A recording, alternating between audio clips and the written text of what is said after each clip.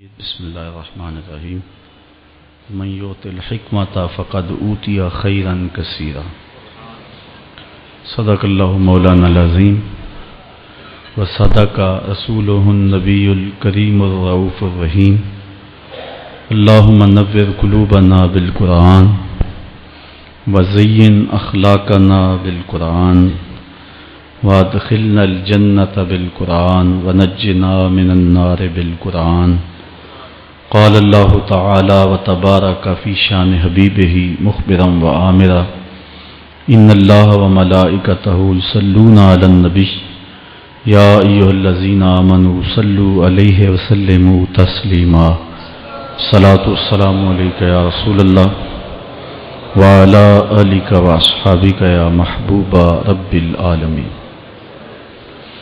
تمام حمد و ثنا تعریف و توصیف اللہ جل مجدہ الکریم کی ذات بابرکات کے لیے جو خالق کائنات بھی ہے اور مالک شش جہات بھی۔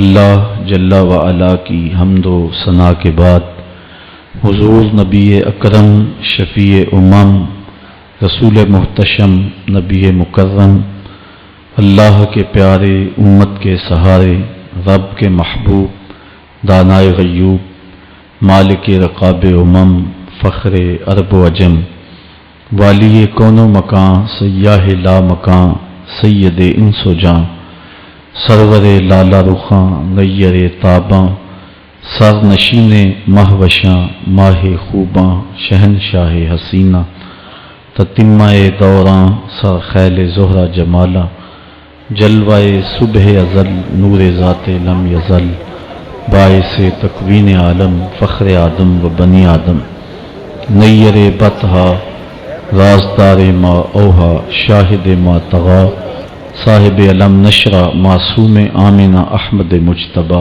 حضرت محمد مصطفیٰ صلی اللہ علیہ وسلم کے حضور ناز میں اپنی عقیدتوں ارادتوں اور محبتوں کا خراج پیش کرنے کے بعد عالی مرتبت ذی وقار محتشم سامعین السلام علیکم ورحمۃ اللہ وبرکاتہ۔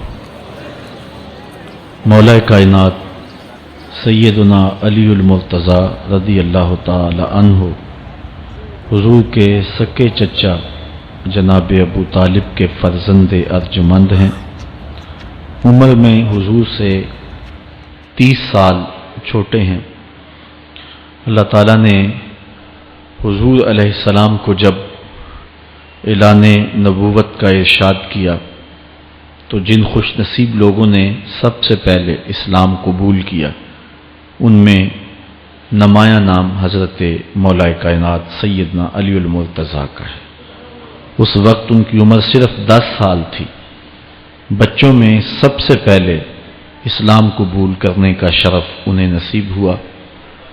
آقا کریم علیہ السلام کے چچا زاد بھائی تھے، لیکن ایک موقع پہ حضور نے ان کو ارشاد کیا انت اخی فی الدنیا والآخرہ، اے علی تو میرا دنیا میں بھی بھائی ہے اور آخرت میں بھی بھائی ہے۔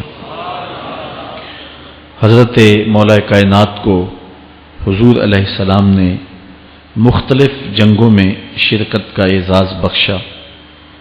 غزوہ تبوک کے موقع پہ آقا کریم نے ان کو مدینہ المنورہ میں پیچھے بطور امیر چھوڑا تو انہوں نے عرض کی حضور آپ اپنے بھائی کو بچوں اور عورتوں میں چھوڑ کے جا رہے ہیں، تو حضور نے ارشاد فرمایا کہ تیری مثال ایسے ہے جس طرح حضرت موسیٰ علیہ السلام کے ساتھ حضرت ہارون علیہ السلام کی مثال۔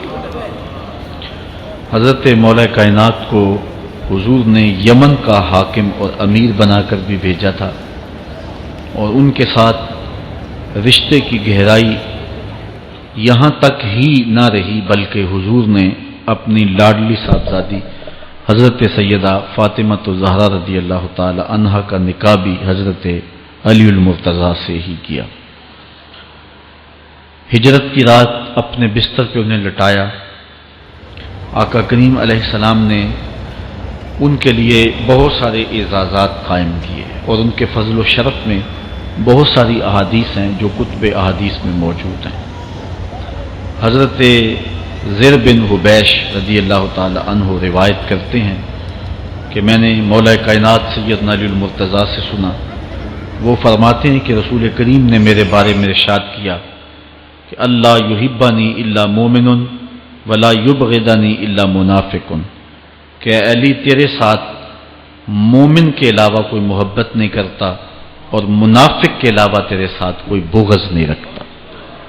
حضرت علی المرتضیٰ فرماتے ہیں کہ اگر میں کسی مومن کی ناک پر تلوار بھی ماروں تو وہ میرے ساتھ بغض نہیں رکھ سکتا، اس لیے کہ میرے رسول نے فرمایا، اور اگر میں کسی منافق کے سامنے دنیا کے سارے خزانے ڈھیر کر دوں وہ میرے سے پھر بھی محبت نہیں کر سکتا۔ حضرت مولا کائنات رضی اللہ تعالی عنہ اللہ اور اس کے رسول کے محبوب تھے۔ غزوہ خیبر کے موقع پہ حضور نے ارشاد فرمایا، حضرت سہل بن سعد سے روایت مروی ہے، لأعطین هذه الرایا غدا رجلا یفتح اللہ علی یدیہ یحب اللہ ورسولہ ویحبہ اللہ ورسولہ، فرمایا کہ یہ کل میں اس شخص کے ہاتھ میں پرچم دوں گا کہ جو اللہ اس کے رسول سے پیار کرتا ہے اور اللہ اس کا رسول اس سے پیار کرتے ہیں، اور اللہ اس کے ہاتھوں سے فتح عطا کرے گا۔ کہتے ہیں اگلے دن ہر شخص کے سینے میں دل مچل رہا تھا کہ حضور ہمارا انتخاب کریں اور جھنڈا ہمیں عطا کر دیں، لیکن فرماتے ہیں کہ حضور نے ارشاد فرمایا، این علی بن ابی طالب، علی بن ابی طالب کہاں ہے؟ تو ہم نے عرض کی کہ حضور ان کی آنکھوں میں آشوب ہے، فرمایا انہیں بلاؤ۔ بلایا گیا تو حضور نے اپنا لعاب دہن مولا علی کی آنکھوں میں لگا دیا، بیماری دور ہو گئی، اور پھر حضور نے ان کے ہاتھ میں جھنڈا دیا اور اللہ نے اسی دن ان کے ہاتھوں میں فتح عطا فرما دی۔ حضرت زید بن ارقم رضی اللہ تعالی عنہ سے روایت مروی ہے، اس کو تھوڑے سے الفاظ کے فرق کے ساتھ حضرت برا بن عازب نے بھی روایت کیا، ترمذی میں یہ حدیث ہے، اور یہ کسی ایک صحابی سے مروی نہیں ہے، اس حدیث کی شہادت 30 صحابہ نے دی ہے۔ بعض علماء نے لکھا ہے کہ یہ حد تواتر تک پہنچتی ہے، اور یہ صحیح ترین حدیث ہے۔ 30 صحابہ نے یہ حدیث حضور علیہ السلام سے سنی اور اس کی گواہی دی۔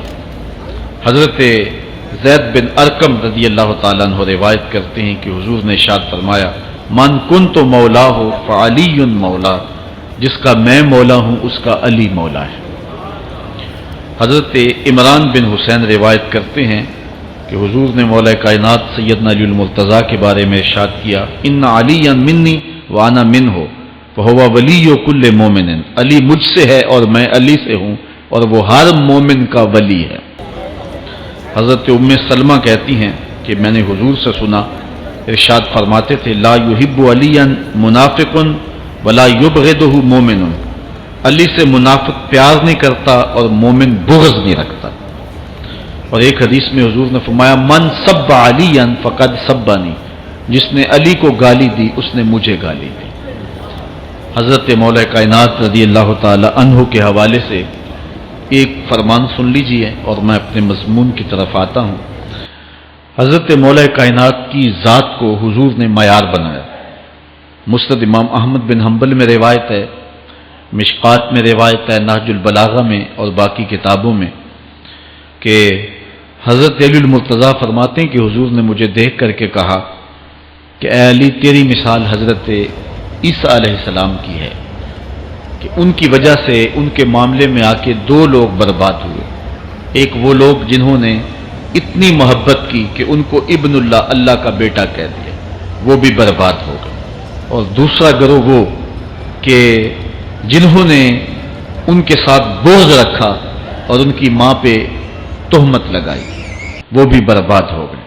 حضور نے یہ ارشاد کر کے فرمایا، حضرت علی فرماتے ہیں کہ حضور نے کہا، یہلک فی رجلان محب مفرط یکرزنی بما لیس فی، اے علی تیرے معاملے میں بھی 2 لوگ بربادی میں مبتلا ہوں گے، ایک وہ لوگ جو اتنا پیار کریں گے کہ وہ کہیں گے جو تو نہیں ہوگا، اور دوسرے ومبغض یحملہ شنآنی علی ان یبہتنی، اور دوسرے وہ جو تیرے ساتھ بغض رکھیں گے اور بربادی کے راستے پہ چلیں گے۔ تو دونوں گروہ جو ہیں وہ بربادی کی راہوں کے مسافر ہو گئے۔ ایک نے محبت کی اور اس قدر محبت کی کہ وہ کہا جو حضرت علی نہیں تھے۔ حضرت مولا کائنات کے زمانے میں کچھ لوگ آپ کی دہلیز پہ آئے اور کہا یا علی انت ربنا انت خالقنا انت الہنا، اے علی تم ہمارے رب ہو، تم ہمارے خالق ہو، تم ہمارے معبود ہو۔ تو حضرت علی المرتضیٰ نے فرمایا کہ استغفر اللہ، اللہ تعالیٰ جل شانہ ہی خالق ہے اور وہی مالک ہے اور وہی معبود برحق ہے۔ انہوں نے پھر یہ بات کہی تو جب تیسری مرتبہ کہا تو حضرت علی نے ان کی گردنیں کاٹ دیں۔ تو یہ آج بھی لوگ موجود ہیں ہمارے ملک میں، ہمارے ضلع میں لوگ ہیں جو علی اللہ کا نعرہ لگاتے ہیں، اور یہ بدترین لوگ ہیں اور معاشرے کی تل چھٹ ہیں، اور یہ محبت میں گمراہ ہو گئے اور انہوں نے حضرت علی المرتضیٰ کو خدا اور الہ کہہ دیا۔ دوسرا طبقہ ہے جو حضرت علی المرتضیٰ کو الہ اور خدا تو نہیں کہتا، لیکن انہیں نبیوں سے افضل مانتا ہے۔ بلکہ شیخ محدث دہلوی علیہ رحمہ نے تحفہ اثنا عشریہ میں باقاعدہ اس قول کو بیان کر کے اس کی تردید کی ہے کہ جو ایک طبقے کا خیال ہے کہ حضرت جبرائیل علیہ السلام کو نبوت دینے میں غلطی لگ گئی تھی، وہ دینی تھی حضرت علی کو اور دے گئے حضور کو، تو آپ نے اس کا رد کیا ہے۔ ایک طبقہ نبیوں سے حضرت علی المرتضیٰ رضی اللہ تعالیٰ عنہ کو افضل مانتا ہے، اور یہ طبقہ بہت سارا پایا جاتا ہے۔ میں نے اپنے ان کانوں سے جو ہے یہ باتیں سنی ہوئی ہیں اور آپ نے بھی سنی ہوئی ہوں کہ نبیوں سے حضرت مولا کائنات کو افضل مانتے ہیں، اور یہ بھی گمراہوں کا ٹولہ ہے۔ تیسرا طبقہ وہ ہے جو نبیوں سے افضل تو نہیں مانتا لیکن معصوم مانتا ہے، یہ گمان کرتا ہے کہ حضرت علی رضی اللہ تعالی عنہ بھی اس شان کے مالک ہیں جو معصومیت کی شان انبیاء علیہ السلام کو دی گئی۔ یہ 12 امام اور 14 معصوم کا لفظ آپ نے سنا ہوگا، ہمارے جاہل مولوی بھی بول دیتے ہیں بعض کا، معصوم صرف انبیاء کی ذوات ہیں۔ اولیاء اہل بیت محفوظ ہیں، معصوم نہیں ہیں، معصوم صرف ذوات انبیاء ہیں، اور یہ انہی کا اعزاز ہے، ان کے علاوہ یہ اعزاز کسی اور کو حاصل نہیں ہو سکتا۔ چوتھا طبقہ وہ ہے کہ جو حضرت علی المرتضیٰ رضی اللہ تعالی عنہ کو حضرت ابو بکر و عمر رضی اللہ تعالی عنہما سے بھی افضل مانتا ہے۔ خود مولا کائنات نے فرمایا کہ جو لوگ مجھے شیخین سے افضل کہتے ہیں میں ان کے اوپر وہ حد جاری کروں گا جو ایک جھوٹے پہ جاری ہوتی ہے۔ حضرت محمد بن حنفیہ کہتے ہیں جو حضرت مولا کائنات کے بیٹے ہیں کہ میں نے اپنے باپ علی سے پوچھا کہ اس امت میں سب سے افضل شخص کون ہے؟ قال ابو بکر، کہا امت میں سب سے افضل شخص کا نام ابو بکر ہے۔ کہتے ہیں میں نے کہا ثم من، پھر کون؟ قال عمر، تو کہا حضرت عمر رضی اللہ تعالی عنہ۔ تو یہ ان کا اپنا عقیدہ ہے۔ یہ کہا جاتا ہے کہ حضرت علی رضی اللہ تعالی عنہ کا حق غصب کر لیا گیا۔ حضرت علی خود فرماتے ہیں کہ اگر حضور نے میرے بارے خلافت کی وصیت کی ہوتی تو میرے پاس صرف ایک تلوار اور ایک چادر بھی ہوتی تو میں آخر دم تک لڑتا۔ شیر خدا ہو اور اللہ کا رسول وصیت کرے اور وہ چھپ کے بیٹھا رہے، یہ کیسے ہو سکتا ہے؟ تو یہ حفوات ہیں اور یہ اباطیل ہیں، اور یہ جو ہیں وہ شر ہے جو معاشرے کے اندر پھیلی ہے۔ مخبر صادق نے پہلے خبر دی کچھ لوگ محبت میں گمراہ ہوں، وَمُبْغِضٌ يَحْمِلُهُ شَنَآنِ عَلَىٰ أَن يَبْهَتَنِ، اور کچھ لوگ جو ہیں وہ بغض میں برباد ہو جائیں۔ ایسے لوگ بھی دھرتی پہ موجود ہیں کہ مولا کائنات کا نام لیا جائے تو ان کو گوارا نہیں ہوتا۔ خود حضرت مولا کائنات کے زمانے میں ایسے لوگ موجود تھے، آپ کو شہید کیا گیا ہے۔ اسلام کی تاریخ انتہائی دردناک ہے۔ حضرت مولا کائنات رضی اللہ تعالی عنہ کو ابن ملجم نامی بدبخت نے جو ہے وہ تلوار کا وار کر کے جو زہر میں بجھی ہوئی تھی شہید کیا ہے۔ تو یہ بغض اور دشمنی رکھنے والے لوگ تھے جو زمانے میں موجود تھے۔ ایک طرف ایسے تھے جو الہ اور معبود کہتے تھے، اور آپ جانتے ہیں کہ حضرت علی المرتضیٰ رضی اللہ تعالی عنہ کی قبر لوگوں کی نظر سے چھپا کے بنائی گئی، اس ڈر سے کہ لوگ آپ کی قبر کو اکھیڑ نہ دیں، کیونکہ خارجی اس قدر جو ہے وہ زور آور ہو گئے ہوئے تھے۔ اسلام کی تاریخ دردناک ہے۔ حضور علیہ السلام فرماتے ہیں جتنے دکھ مجھے دیے گئے کسی کو نہیں دیے گئے، کسی نبی کو نہیں پہنچے۔ حضرت صدیق اکبر رضی اللہ تعالیٰ عنہ کی 2 سال 2 ماہ 8 دن دور خلافت، آپ کا زمانہ دیکھیں، ٹکنے نہیں دیا گیا، سازشیں، مصائب، اعلان۔ حضرت سیدنا عمر رضی اللہ تعالیٰ عنہ کو شہید کیا گیا، حضرت عثمان غنی رضی اللہ تعالیٰ عنہ پہ 40 دن پانی بند رکھا گیا اور پھر انہیں شہید کیا گیا، حضرت مولا کائنات شہید کیے گئے، حضرت امام حسن کو زہر دیا گیا، حضرت امام حسین کو بچوں کے سامنے ذبح کر دیا گیا، حضرت امام اعظم ابو حنیفہ کی وفات جیل میں ہوئی ہے، امام احمد بن حنبل کے بدن پہ اتنے کوڑوں کے نشان تھے کہ جب قمیض اٹھاتے تھے تو ہر جگہ کوڑوں کے نشان ہی نظر آتے۔ امام مالک کو مدینے کی گلیوں میں گدھے کے اوپر بٹھا کے کالا منہ کر کے وقت کے حاکم نے پھرایا۔ حضرت مجدد الفسانی علیہ رحمہ کو گوالیار کے قلعے میں جو ہے وہ قید کیا گیا۔ علامہ فضل حق خیر آبادی کو جزیرہ انڈمان کالے پانیوں کی سزا دی گئی۔ اہل حق کی تاریخ دیکھیں، دردناک تاریخ ہے۔ آج بھی کابل میں، کندھار میں، قلعہ جنگی میں، دشت لیلہ میں، تورا بورا میں، تکریت میں، موصل میں، بغداد میں، کشمیر میں، غزہ میں، یہاں برما میں دیکھو کون سی قیامت نہیں توڑی جا رہی ہے۔ ہمارے ساتھ ماضی دیکھیں تو ہمیں بغداد کی وہ دردناک کہانی سامنے آتی ہے جب انسانی کھوپڑیوں کا مینار تعمیر کیا جا رہا ہے اور منگول سردار نے اپنی فوج کو حکم دیا تھا کہ جو کسی مسلمان کا سر نہیں لائے گا اس کا سر کاٹ کے اس مینار پہ لگائیں گے۔ پھر لوگ پیسے لے کے پھرتے تھے کہ مسلمان کا پتہ دے اور اس کی کھوپڑی کاٹی جائے۔